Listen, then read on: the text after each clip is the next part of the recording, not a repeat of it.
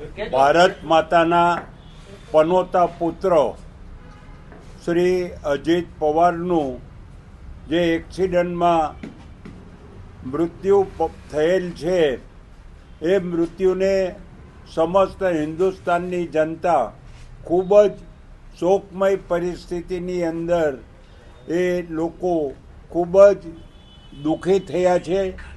કારણ કે વ્યક્તિ કયો વિચાર ધરાવે છે એ મહત્ત્વનું નથી, પરંતુ જે વિચાર ધરાવે છે એની અંદર એ સતત લખતા રહે એ મહત્ત્વની વાત છે।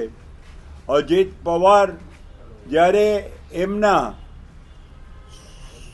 જે શરદ પવાર છે એ શરદ પવાર સાથે વર્ષોથી કામ કરતા હતા, પરંતુ જ્યારે લાગ્યું કે શરદ પવાર જૂની વિચારશ્રેણી અને જુદા કાર્યક્રમમાં એ લોકો રાચે છે અને નવી વિચારશ્રેણી અને બદલાતા યુગની અંદર આવશ્યકતા પ્રમાણે એમને અજીત પવારે જે જુદા પક્ષની અંદર એ સામેલ થયા અને સામેલ થયા પછી એમને ખૂબ જ સક્રિય થઈ અને રાષ્ટ્રનું કામ કર્યું છે। ભારતની સંસ્કૃતિના રખેવાળ તરીકે એ માણસે ખૂબ જ ધગશથી કામ કરી છે।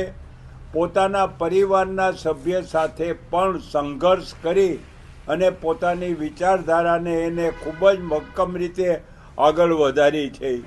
બોમ્બેની અંદર જ્યારે કોઈ અધિવેશન થાય કે મળવાનું થાય, અમારે ગુજરાત, મહારાષ્ટ્ર, રાજસ્થાન, મધ્યપ્રદેશ અને ગોવાના લોકો વારંવાર પાર્ટીના કાર્યક્રમમાં મળતા, ત્યારે અજીત પવાર પોતાના સ્પષ્ટ વિચારોથી એ રાષ્ટ્રના પનોતા પુત્ર તરીકે એમને કામ કર્યું છે। આવા પનોતા પુત્રને આપણે સૌ એમને શ્રદ્ધાંજલિ આપીએ અને એ વ્યક્તિએ કરેલા કામની અંદર અધૂરપ જે કંઈ રહ્યું હોય, એમના વિચારો જે કંઈ રાષ્ટ્રને સમર્પિત થવા માટે કરેલા હોય એ કાર્ય બાકીના લોકો પૂર્ણ કરે એવી ઈશ્વરને પ્રાર્થના।